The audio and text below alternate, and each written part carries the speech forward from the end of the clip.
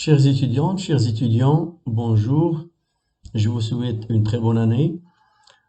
Aujourd'hui, je vais corriger avec vous l'exercice 2 de la série 2 concernant les TD de liaison chimique. Avant d'aborder cet exercice, je vous conseille, s'il vous plaît, de revoir votre cours et de répondre aux questions suivantes. Premièrement, rappelez les règles et les principes permettant d'établir la configuration électronique d'un atome à l'état fondamental, à savoir le principe d'exclusion de Pauli, la règle de Klichkovsky et la règle de Hand. Deuxième question, rappelez la règle de l'octet. Troisième question, qu'appelle-t-on configuration de cœur et configuration de valence? Autrement, comment peut-on distinguer les électrons de cœur et les électrons de valence? En dernière question, on vous demande de décrire en quelques lignes le principe de la méthode de Gillespie, appelée aussi méthode VSEPR. Alors, à propos de la correction, dans la première question de l'exercice, on vous demande de donner la notation de Lewis des molécules suivantes: le dihydrogène, le dichlore, l'eau, l'ammoniac, le méthane, le trichlorure de phosphore, le dioxyde de carbone. Quels sont parmi ces composés ceux qui ne respectent pas la règle de l'octet? Alors, je vais commencer par la molécule de l'hydrogène, de formule chimique H2. Cette molécule est constituée par deux atomes d'hydrogène. L'objectif est d'établir le schéma de Lewis de cette molécule. Alors, on va commencer par établir la configuration électronique de l'atome d'hydrogène. L'hydrogène, avec un numéro atomique Z égale à 1, possède la configuration électronique 1s1. Donc, l'atome d'hydrogène possède un seul électron de valence célibataire, parce qu'il occupe seul l'orbital atomique 1s. Alors, après, je peux répartir ces électrons de valence de l'atome d'hydrogène autour du symbole de l'atome d'hydrogène. On obtient ainsi le schéma de Lewis de l'atome d'hydrogène. Donc, autour du symbole de l'atome d'hydrogène, je vais placer donc l'électron que je vais mentionner sous forme d'un point. Pour en déduire le schéma de Lewis de la molécule de dihydrogène, je vais considérer deux atomes d'hydrogène que je vais placer l'un face à l'autre, avec chacun possédant un électron célibataire, un électron de valence bien sûr célibataire. Alors, en reliant ces deux électrons de valence célibataire, on forme un doublet de liaison qui relie les deux atomes, qui représente donc la liaison covalente simple entre les deux atomes d'hydrogène. On trouve ainsi le schéma de Lewis de la molécule de dihydrogène. Pour la molécule de dichlore, Cl2, alors de la même façon, elle est formée par deux atomes de chlore.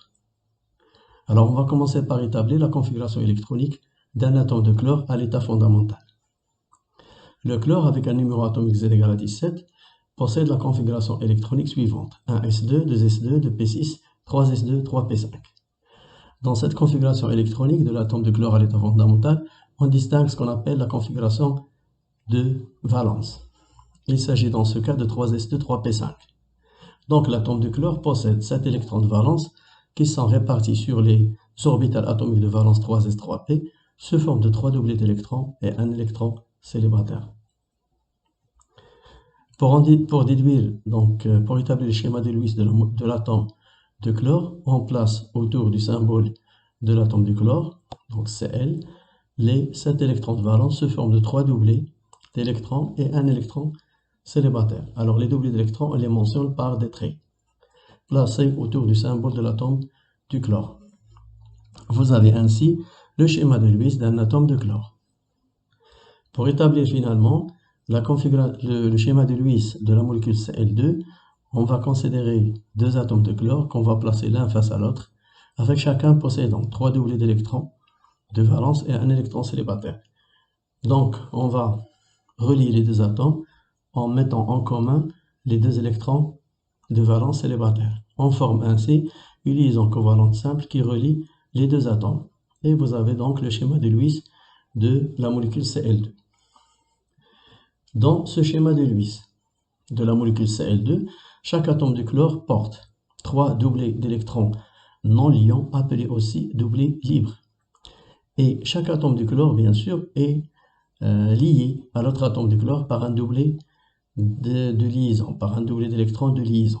Donc, on comprend très bien que chaque atome du chlore est entouré par 8 électrons. Et donc, chaque atome du chlore ainsi vérifie donc la règle de l'octet. Passons maintenant à la molécule de dioxygène, O2. Alors, de la même façon, on va commencer par établir la configuration électronique de l'atome d'oxygène à l'état fondamental avec un numéro atomique Z égale à 8. Donc, ça correspond à une configuration électronique de type 1s2, 2s2 de P4. Donc, 1s2 constitue la configuration électronique de cœur, 2s2 de P4 constitue la configuration électronique de valence de l'atome d'oxygène à l'état fondamental. Donc, l'oxygène possède 6 électrons de valence qui se répartissent sous forme de 2 doublés d'électrons de valence et 2 électrons célibataires. Donc, le schéma de Lewis de l'atome d'oxygène à l'état fondamental correspond à un atome d'oxygène entouré par 2 doublés d'électrons et 2 électrons de valence célibataire. Alors, pour établir le schéma de Lewis de la molécule O2, on considère 2 atomes d'oxygène. Alors, on va placer l'un face à l'autre, avec chacun possédant 2 doublés d'électrons et 2 électrons de valence célibataire. Donc, on relie les 2 atomes en utilisant les électrons de valence. Donc, on comprend dans ce cas que les 2 atomes d'oxygène forment ce qu'on appelle une liaison covalente double. Alors, dans cette molécule O2, chaque atome d'oxygène porte 2 doublés non liants, appelés aussi doublés libres, et elle est liée à l'autre atome par une liaison covalente double. Donc, on peut compter que pour chaque atome d'oxygène, un nombre d'électrons qui est égal à 8. Et donc, dans cette molécule O2, chaque atome d'oxygène vérifie la règle de l'octet. Pour la molécule d'eau, H2O, elle est constituée par des atomes d'oxygène et des atomes d'hydrogène. Alors, on commence par établir la structure de Lewis ou bien le schéma de Lewis de l'atome d'hydrogène et de l'atome d'oxygène. Ça, c'est déjà vu, donc d'après les exemples précédents. Et vous avez ainsi, autour de l'atome d'hydrogène, un électron de valence célibataire. Autour de l'atome du symbole de l'atome d'oxygène, vous avez 2 doublés d'électrons de valence et 2 électrons de valence célibataire. Alors, on peut ainsi passer au schéma de Lewis de la molécule H2O. Donc, autour de l'atome d'oxygène, on va placer 2 atomes d'hydrogène. Chaque atome d'hydrogène possède un électron de valence célibataire et le seul atome d'oxygène porte 2 doublés d'électrons et il possède 2 électrons de valence célibataire. Donc, pour relier les 2 atomes, on utilise les électrons de valence célibataire. Donc, on passe directement au schéma de Lewis dans lequel l'atome d'oxygène porte 2 doublés non liants et elle est liée aux 2 autres atomes d'hydrogène. Dans ce schéma de Lewis, l'atome d'oxygène porte 2 doublés non liants, ce qui correspond à 4 électrons, et il est lié à 2 autres atomes d'hydrogène par la mise en commun d'un doublé d'électrons de valence. Donc l'oxygène est entouré finalement par 2 doublés d'électrons non liants et 2 doublés d'électrons liants cet atome avec les 2 atomes d'hydrogène. Donc au total, l'oxygène est entouré par 8 électrons. Donc dans cette molécule, l'oxygène vérifie la règle de l'octet.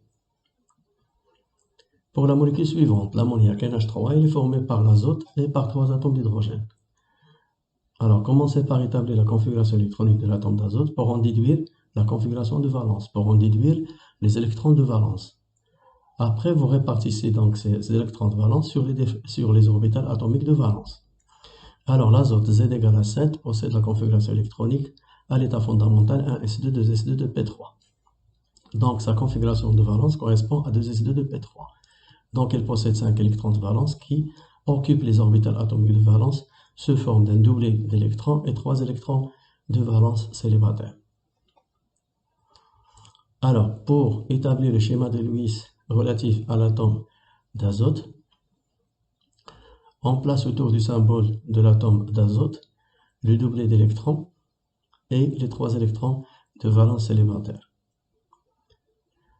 Alors, après, dans la molécule NH3, on va envisager un atome d'azote et 3 atomes d'hydrogène. Donc, on place au centre l'atome d'azote parce que c'est l'atome qui peut former le plus grand nombre de liaisons comparé à l'hydrogène. Et donc, l'azote qui se trouve au centre porte un doublet d'électrons et il possède 3 électrons de valence célibataire qu'il va utiliser pour se lier aux 3 atomes d'hydrogène. Donc, on passe directement au schéma de Lewis de la molécule d'ammoniac. Dans cette structure de Lewis, l'atome d'azote porte un doublet d'électrons non liants, appelé aussi doublet libre. Et il est lié à 3 autres atomes d'hydrogène par la mise en commun de 2 électrons, bien sûr de valence célibataire. Donc l'atome d'azote est entouré au total par 8 électrons. Et dans cette molécule NH3, l'azote vérifie la règle de l'octet. Pour la molécule de méthane, CH4, formée par un atome de carbone et 4 atomes d'hydrogène. Alors on commence par établir la configuration électronique à l'état fondamental de l'atome de carbone, ayant un numéro atomique Z égale à 6. Alors Z égale à 6 correspond à la configuration électronique à l'état fondamental de type 1s2, 2s2, 2p2. Ce qui se traduit par une configuration de valence de type 2s2, 2p2. Donc le carbone possède 4 électrons. À l'état fondamental, il se répartit sous forme d'un doublet d'électrons et 2 électrons célibataires. Alors pour justifier, pour interpréter que le carbone peut former 4 liaisons, donc l'atome du carbone doit présenter 4 électrons célibataires. Donc on le considère dans un état excité, tel que sa configuration de valence est 2s1, 2p3. Ainsi, l'atome du carbone possède 4 électrons de valence célibataire qui permettent à cet atome à se lier à d'autres atomes selon soit 4 liaisons covalentes simples, ou bien 2 liaisons covalentes doubles, ou bien une liaison covalente triple et une liaison simple. Alors, pour passer au schéma de Lewis de la molécule de méthane. Donc, vous avez les symboles, les schémas de Lewis de l'hydrogène et du carbone. Alors maintenant, je vais considérer la molécule de CH4. Je vais placer au centre l'atome du carbone parce que, je répète, c'est l'atome qui peut former le plus grand nombre de liaisons comparé à l'hydrogène. Alors, si vous placez le carbone au centre, il est entouré par 4 électrons de valence célibataire. Et chaque atome d'hydrogène porte un électron de valence célibataire. Donc là aussi, on comprend que le carbone va mettre en commun ses électrons de valence avec les 4 atomes d'hydrogène pour former 4 liaisons covalentes simples. On trouve ainsi le schéma de Lewis de la molécule de méthane. Dans cette molécule, si vous considérez l'atome du carbone, il forme 4 liaisons covalentes simples avec les 4 atomes d'hydrogène. Donc il est entouré au total par 8 électrons. 2 électrons correspondent à chaque... bien sûr, vous comprenez très bien qu'un doublet, une liaison covalente simple correspond à un doublet d'électrons liant les 2 atomes. Donc ça correspond à 2 électrons. Donc là, le carbone forme 4 liaisons, et donc vous avez finalement 4 fois 2, c'est 8. Donc le carbone est entouré par 8 électrons de valence, donc il vérifie la règle de l'octet. Je répète que dans ce cas du méthane, pour interpréter que le carbone forme 4 liaisons covalentes simples, il faut le considérer bien sûr dans un état excité où il possède 4 électrons de valence célibataire.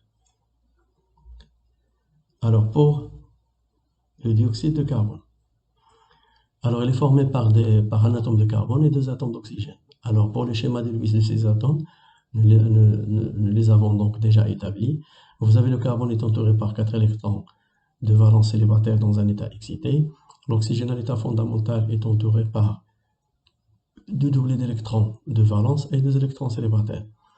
Donc pour passer au schéma de Lewis de la molécule CO2, je vais considérer un atome d'oxygène, un atome de carbone et 2 atomes d'oxygène. Je vais placer au centre l'atome du carbone, parce que c'est l'atome qui peut former donc 4 liaisons.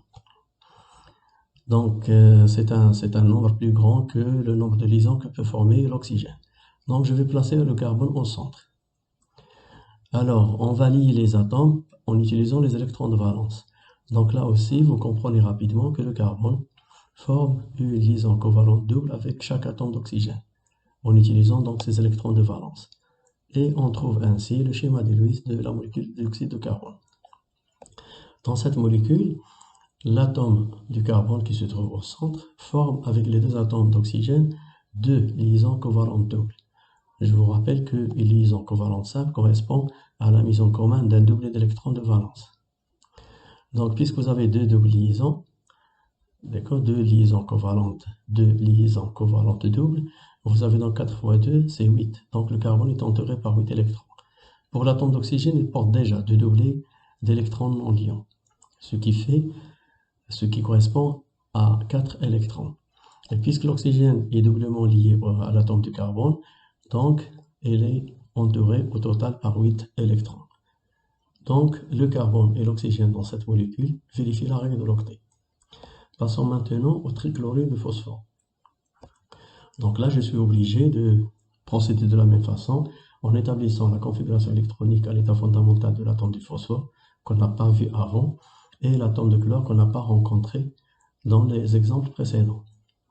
Alors pour le phosphore, Z égale à 15, sa configuration électronique est 1s2, 2s2, 2p6, 3s2, 3p3, ce qui correspond à une configuration de valence de type 3s2, 3p3. Donc le phosphore possède à l'état fondamental un doublé d'électrons et 3 électrons de valence. Donc je peux passer au schéma de Lewis de l'atome du phosphore. Autour du symbole du phosphore, je vais placer donc un doublé d'électrons et 3 électrons célibataires. Alors finalement, je vais essayer d'établir le schéma de Lewis de la molécule PCl3. Donc je vais considérer cet atome, un atome de phosphore et 3 atomes de chlore. Je vais placer au centre l'atome du phosphore. Alors l'atome du phosphore placé au centre. Et sachant que chaque atome de chlore, alors je vous rappelle que le chlore, c'est un halogène. Il possède un numéro atomique Z égale à 17. Donc sa configuration électronique de valence est de type NS2NP5, c'est-à-dire, dans ce cas pour le chlore, vous avez une configuration électronique de type NS2NP5, ou bien vous considérez le chlore avec un numéro atomique Z égale à 17, et vous établissez sa configuration électronique à l'état fondamental. Il correspond à 1s2, 2s2, 2p6, 3s2, 3p5. Donc la configuration électronique de valence du chlore, c'est 3s2, 3p5. Donc ces 7 électrons de valence de l'atome du chlore se présentent sous forme de 3 doublés, d'accord, 3 doublés d'électrons et un électron de valence célibataire. Le phosphore, lui, porte un doublé d'électrons et il possède 3 électrons de valence célibataire. Donc pour lier l'atome du phosphore aux 3 atomes de chlore, on considère donc leur électron de valence. Et donc dans ce cas, on comprend très bien que le phosphore peut se lier aux 3 atomes du chlore par des liaisons covalentes simples en portant bien sûr un doublé non liant. Et sachant que chaque atome du chlore porte 3 doublés non liants. Est-ce que le phosphore vérifie la règle de l'octet? Alors le phosphore porte déjà un doublé non liant, ça correspond à 2 électrons. Il forme 3 liaisons covalentes simples avec 3 autres atomes de chlore. Ça correspond à 6 électrons. Donc au total, le phosphore est entouré par 8 électrons. Donc il vérifie la règle de l'octet dans cette molécule. Pour chaque atome du chlore, déjà, chaque atome du chlore porte 3 doublés non liants. Et chaque atome du chlore est lié à l'atome du phosphore par une liaison covalente simple. Donc, chaque atome de chlore est entouré par 8 électrons. Et dans ce cas, les atomes de phosphore et les atomes de chlore vérifient la règle de l'octet. Donc finalement, pour établir le schéma de Lewis d'une molécule, il faut retenir le point méthode suivant. Premièrement, commencez par déterminer le nombre d'électrons de valence de l'ensemble des atomes qui interviennent dans cette molécule. Et distinguez donc la configuration électronique de valence de chaque atome. Alors je vous rappelle que pour l'hydrogène, vous avez une configuration électronique de valence de type 1s1. L'oxygène de type 2s2 de P4. Le carbone dans un état excité a une configuration électronique de valence de type 2s1 de P3. Le chlore 3s2 3p5. L'azote 2s2 de P3. Ce sont les atomes qu'on rencontre fréquemment dans les molécules. Deuxième étape. Répartir les électrons de valence autour de chaque atome, c'est-à-dire essayer d'établir le schéma de Lewis de chaque atome.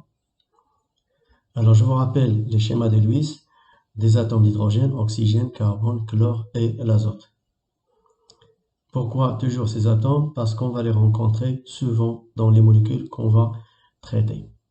Troisième étape, il faut lier les atomes par leur électron de valence célibataire pour former donc des liaisons covalentes qui peuvent être simples, doubles ou bien triples. Et vous aurez donc ainsi le schéma de Lewis d'une molécule donnée. Passons maintenant à la deuxième question. Dans cette question, on vous demande de préciser le type et la géométrie des molécules suivantes selon la théorie de Gillespie. le méthane, l'ammoniac, l'eau, le trichlorure d'aluminium, le dichlorure de beryllium. Déduire le type d'hybridation de l'atome central pour chaque molécule. Alors cette question consiste à établir la géométrie d'une molécule en utilisant la méthode de Gillespie. Alors on va appliquer cette méthode premièrement à la molécule de méthane, de formule chimique CH4.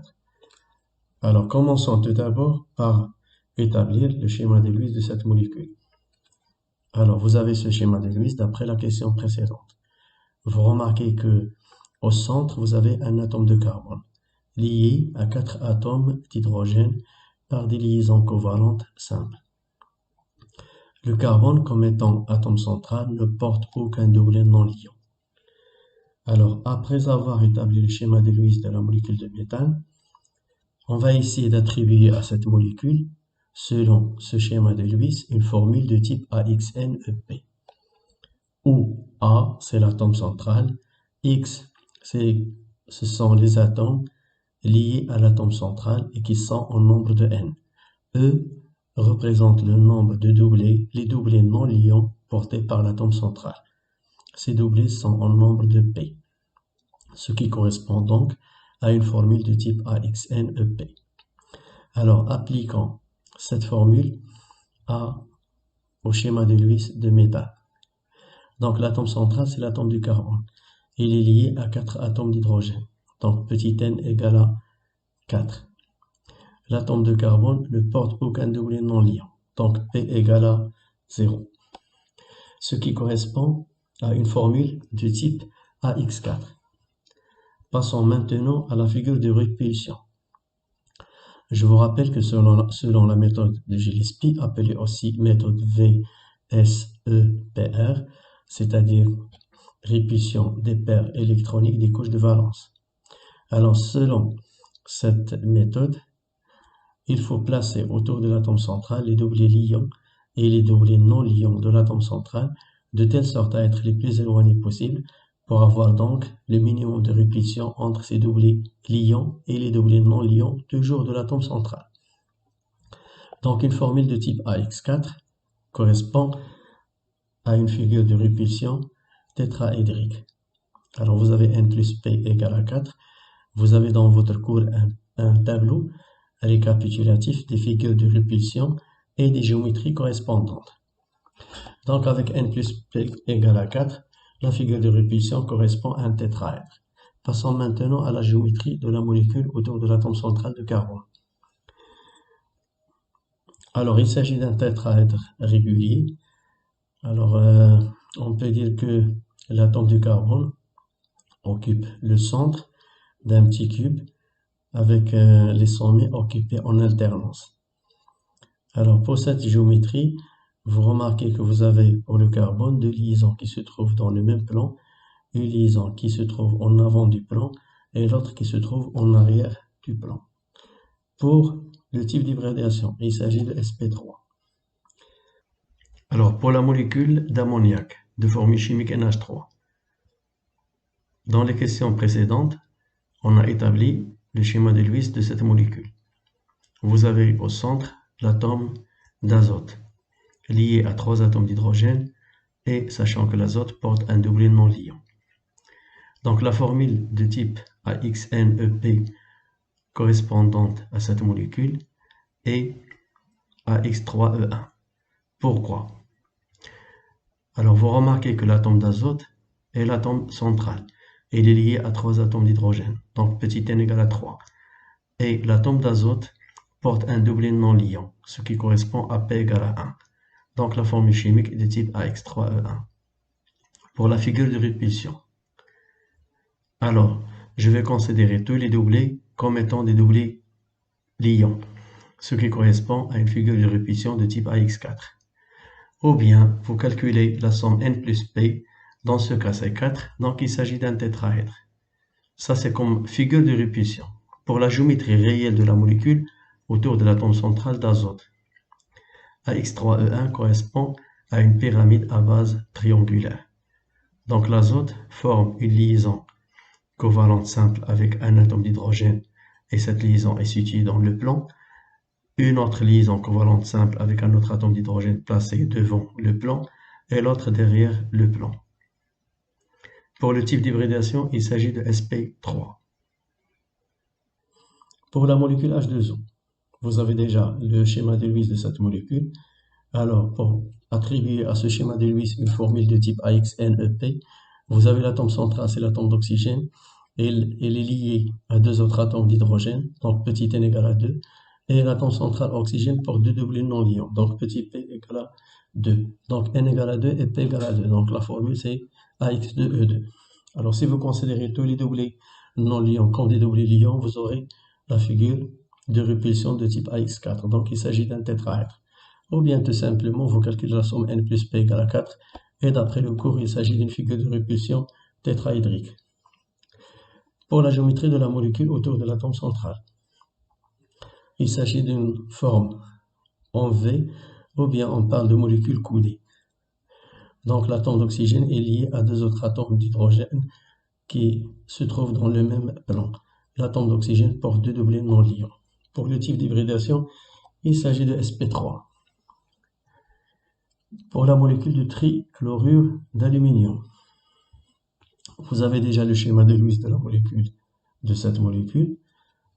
Vous remarquez que l'atome central, c'est l'aluminium, il est lié à 3 atomes de chlore. Donc on peut dire que petit n égale à 3 et p égale à 0. Faites attention, dans cette molécule, l'atome central aluminium ne porte aucun doublé non liant. Et donc vous avez p égale à 0. Donc la formule est de type AX3. Pour la figure de répulsion, donc vous avez n plus p égale 3 plus 0 est égal à 3, ce qui correspond à une forme de répulsion triangulaire. Pour la géométrie de la molécule autour de l'atome central, il s'agit d'un triangle équilatéral avec l'aluminium en centre et qui forme trois liaisons covalentes simples avec 3 atomes de chlore situés tous dans le même plan. Le type d'hybridation est sp2 dans ce cas. Pour le dichlorure de beryllium, vous avez établi déjà le schéma de Lewis de cette molécule. Donc l'atome central, c'est le beryllium, il est lié à deux autres atomes de chlore. Donc on peut dire que n égale à 2 et p égale à 0, ce qui correspond à une formule de type AX2. Vous remarquez ici que l'atome central ne porte aucun doublé non liant. Alors pour la figure de répulsion, n plus p est égal à 2 plus 0 est égal à 2, donc il s'agit d'une figure de répulsion linéaire. Pour la géométrie de la molécule, autour de l'atome central de beryllium, donc il faut placer les deux atomes de chlore, les deux doublés liants autour du beryllium, de telle sorte à être les plus éloignés possible. Et comme ça, vous aurez le minimum de répulsion entre ces doublés. Donc il s'agit d'une géométrie linéaire.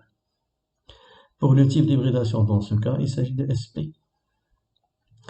Donc finalement, il faut retenir le point méthode suivant. On cherche à établir la géométrie d'une molécule donnée. Premièrement, vous commencez par établir la structure de Lewis de cette molécule.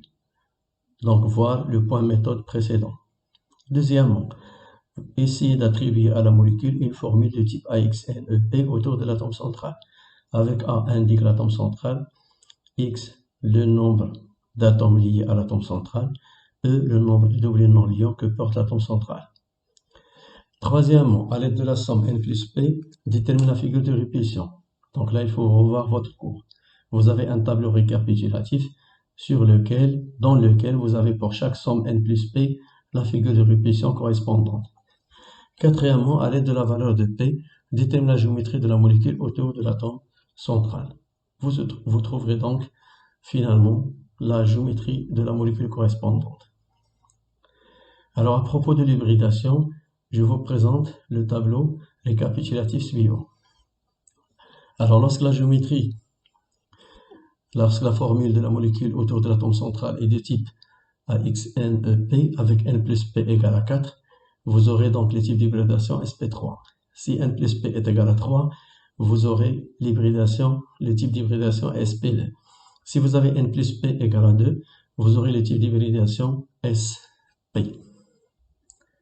Alors pour les angles, c'est pas la peine de les retenir, d'accord, c'est pas obligatoire pour vous, mais il faut essayer de déterminer le type d'hybridation connaissant la formule de la molécule autour de l'atome central ou bien de la somme N plus P. Je vous remercie de votre attention.